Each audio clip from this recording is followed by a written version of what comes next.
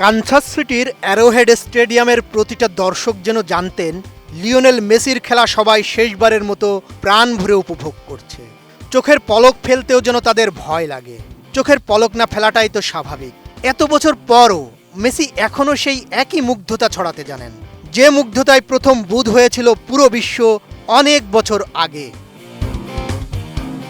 মেসিকে নিয়ে সবাই যেমন মুগ্ধ, তেমনি তার কোচ লিওনেল স্কালোনিও মুগ্ধ।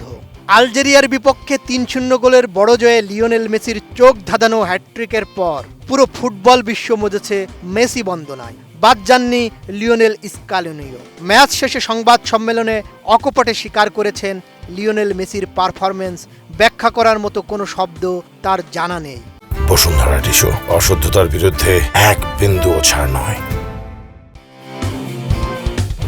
মেসিকে নিয়ে স্কালোনি বলেন, লিওকে নিয়ে বলার মতো কোনো শব্দ আর অবশিষ্ট নেই। আমি নতুন করে আর কি বলবো, সে স্রেফ অবিশ্বাস্য।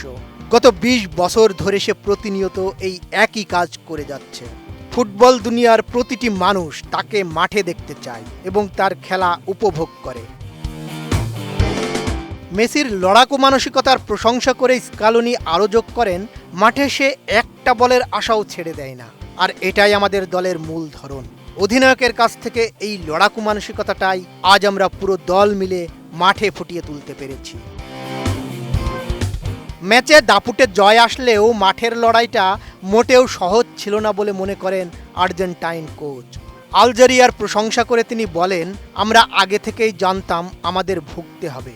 আলজেরিয়া যথেষ্ট ভালো একটি দল এবং তারা দুর্দান্ত ফুটবল খেলেছে।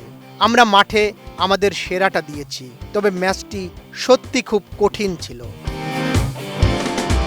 বয়সকে স্রেফ একটা সংখ্যা বানিয়ে লিওনেল মেসি এখনও ফুটবল মাঠকে করে রাখছেন মায়াময়। কানসাস সিটির গ্যালারিতে আজ যারা উপস্থিত ছিলেন তারা হয়তো ফুটবল ইতিহাসের সবচেয়ে সুন্দর এক বিদায়ী অধ্যায়ের সাক্ষী হয়ে রইলেন।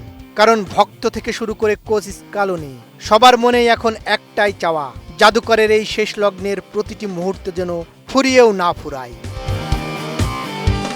বদিউজ্জামান মিলন, এটিএন নিউজ।